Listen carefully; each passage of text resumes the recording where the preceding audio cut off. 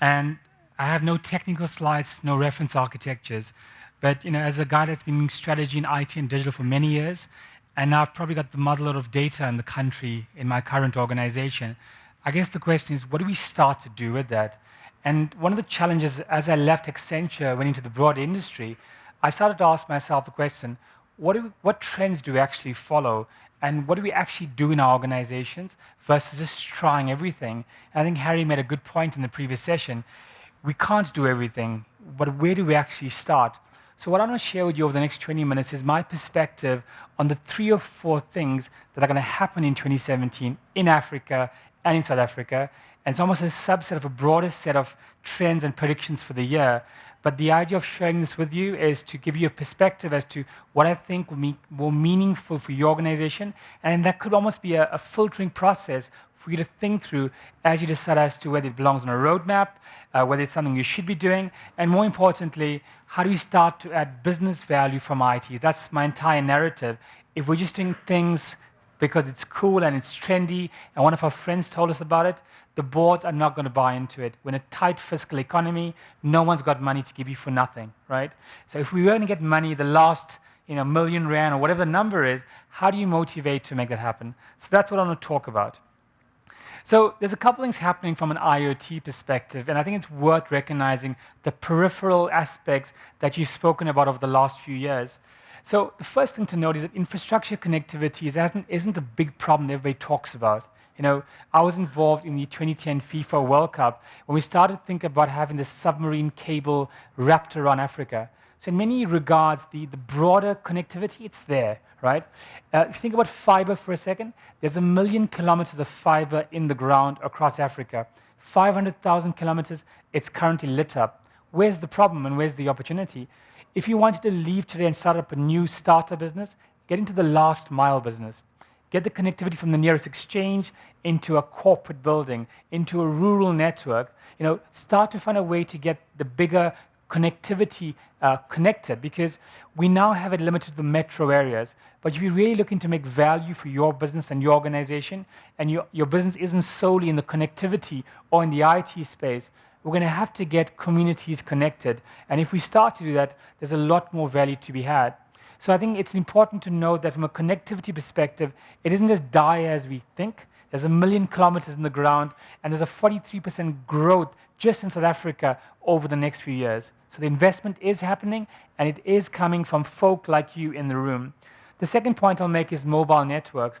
Over the last 3 to 5 years, 72 4G networks were set up in Africa, and that's a lot of network activity. We now know that the 5G boys have agreed on a logo for 5G, and that's going to come at some point. And now that you know what the logo looks like, you probably will see it coming well in advance. And the point is that as we see infrastructure in the ground, the redundant submarine cable around Africa, and as we see mobile telephony really going mainstream, you're going to have a much, much more connected enterprise. More than 60% of the people in Africa that connect to the internet do it using a mobile device in a remote location, whether it's a feature phone that's now quite smart. So the entire definition of what a feature phone is has to be redefined. A third point is smart cities. If you're going to follow a trend, follow the trend of smart cities in Africa. Smart cities is, and like Richard mentioned earlier, it's a government-wide commitment to change the way service delivery happens. It's a form of e-government, and it's not necessarily about having smartphones everywhere. It's about finding a way to transform the way service delivery happens, where technology is intrinsically part of a country or a city. Look at Mauritius, for example. Mauritius a few years ago was a poor cousin that fell off the side of our continent, right? And now Mauritius is well ahead in many regards because they got the underlying connectivity in place.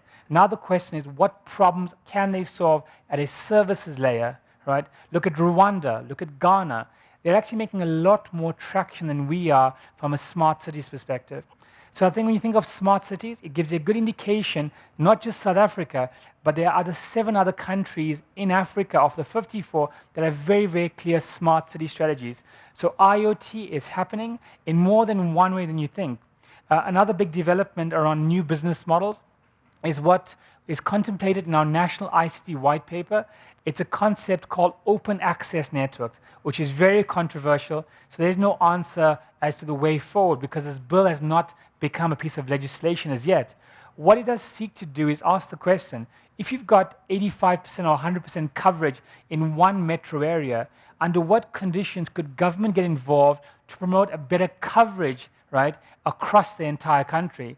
In some of our provinces, we have 100% coverage. In other provinces, 85% coverage. In other provinces, 5%.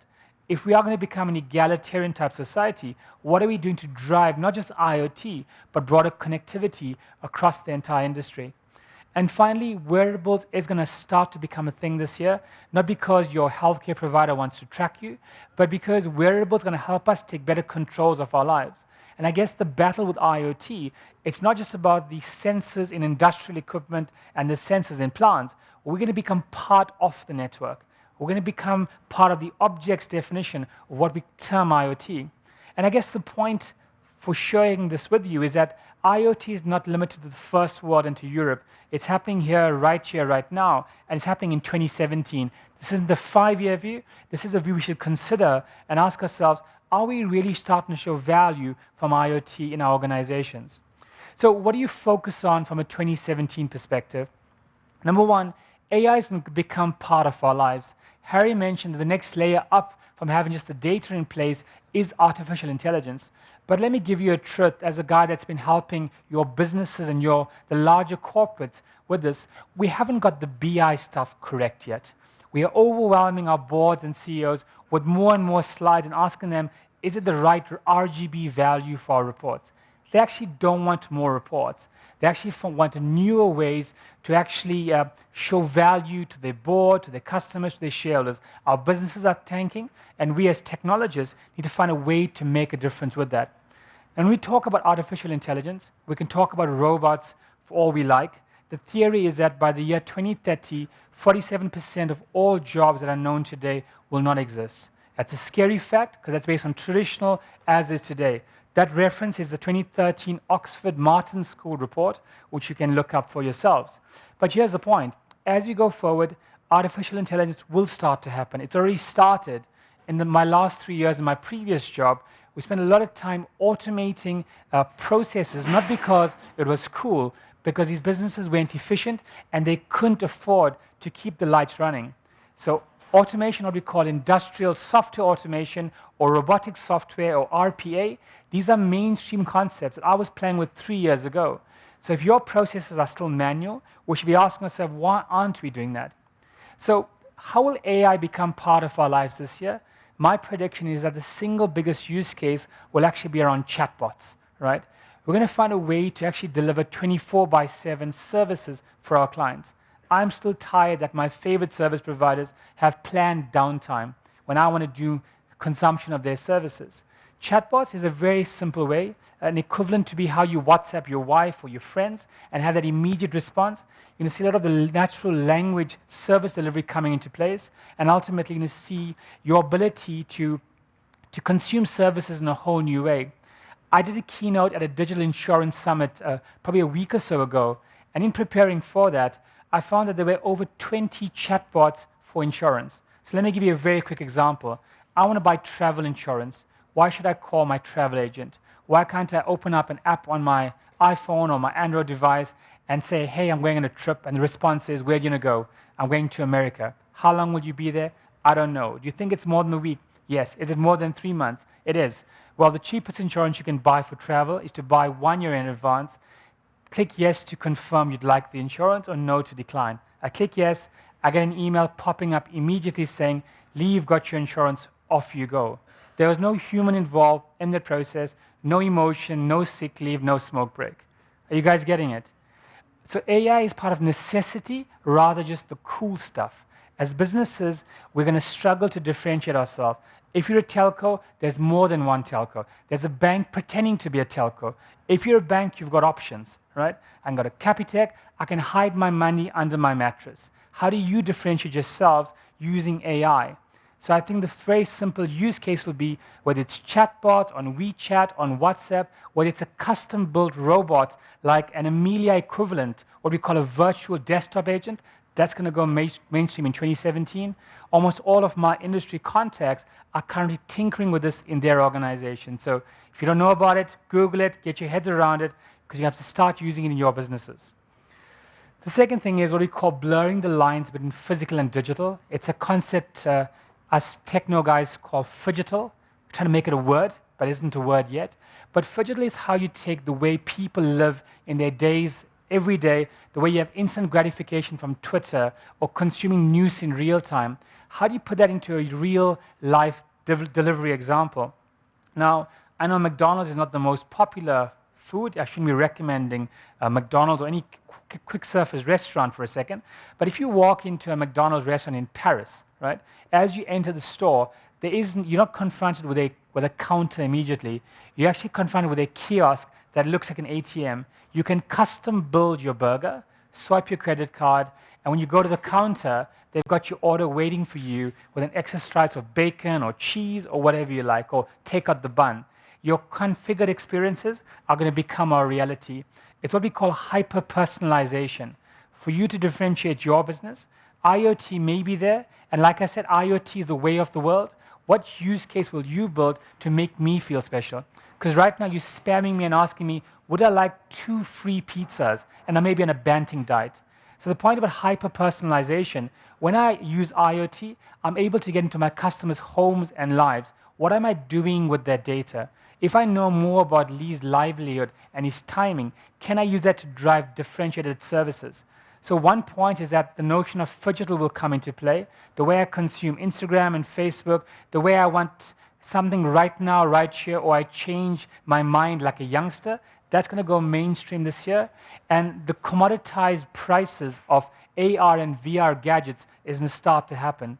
So you don't need to buy a 2,500 Rand VR device. You can print them out for $1, have them custom made, right? Whether it's a Google Cardboard or something in a self-brand as a business, there's many ways to consume a new reality. So that's the point for 2017. It's here, it's happening in Africa. IoT comes home. So we've been talking about the Echo, we've been talking about Alexa. If you follow the CES conference early in the year, that's the Consumer Electronics Show, they spoke about Alexa not just being in your home as a standalone device competing with Cortana or competing with Google Assistant or some other similar type device. We're starting to see IoT in your devices. If you go back and Google the CES 2017, there are several appliances that will now have this assistant built into your fridge, built into your house. It's going to start to come home. Another example of IoT in your house is what Amazon called a dash button. Now, if you are in your house, and let's use a crude example, you're on the toilet, or you need a toilet paper or tissue or a bottle of oil, what if when you got to the storage cupboard where you kept the paper or the oil, and there was no oil, and the only kind of oil you buy is a certain kind of oil, and you could press a button there and then? Amazon has that. It's called a dash button. That dash button is pre-configured to load an order that gets delivered to your house if you're in the US within hours with your Prime membership, or in South Africa it may be a couple of days. It hasn't reached us yet, but that's going to start to happen. So IoT will not just be on the periphery as a cool device lying on your fridge or lying on your counter or lying via your home button that says, "Hey Siri." It's not going to be there anymore. It's going to be physically in the device. And like my colleague Stafford Massey always says, it's the internet in things. It'll start to humanize the way services get delivered because it won't be seen as technology. It may not have a physical screen. It'll be part of how our lives work. So I think this will be big this year. Not as big as rolling out this in the US. I think we're going to start to see many use cases starting to happen. And because Siri and Facebook are starting to open up the APIs, like Harry said, to allow you to build Facebook Messenger chatbots, to allow you to actually interact with devices like Alexa, with devices like Amelia, you're going to start to build newer use cases for IoT. Why is IoT in the home important? Because your customers live in those homes. And if I can start to win the hearts and the minds of my customers by knowing more about them, IoT makes it possible. But IoT just gets you to the front door into their homes. What do you know about it? Garrett spoke about connectivity and transportation. There's a car being launched in the US. It has been launched. It's called the Ford Energy. the Ford Energy will push out 250 gigabytes of data per hour. What do you do with that amount of data, right? It's going to start to happen. IoT is going to start to come to your business, and I think this is what we've been waiting for. I've been working with IoT and M2M for many, many years, and we started to put IoT sensors onto accelerator pedals, onto the oil sump, onto doors, right, to start to track things. The point about IoT sensors is it's starting to become cheaper and cheaper, where it's cheap as a bag of chips. That's how cheap sensors are. It doesn't need to be a fancy physical device. It could be a small active RFID. The example I've used for many years is what Disney has done with their Magic Band, which is a strap-on device that allows Disney to allow people to pre-program experiences even before they get to Disney, right? And when they get to Disney, they say, hey, Lee and family, we've been expecting you. Because they're able to track me moving around. And when I go to my favorite game, it says, hey, Lee, we've organized the fast track for you because you've booked that well in advance. And the point about IoT in your business is that it's not the cool, sexy stuff that your businesses want. Me as a CEO, I don't want the cool, sexy stuff. I want stuff to work as efficiently as possible. I want to know about a problem the second it happened, not an hour later, not a day later. I want real-time information.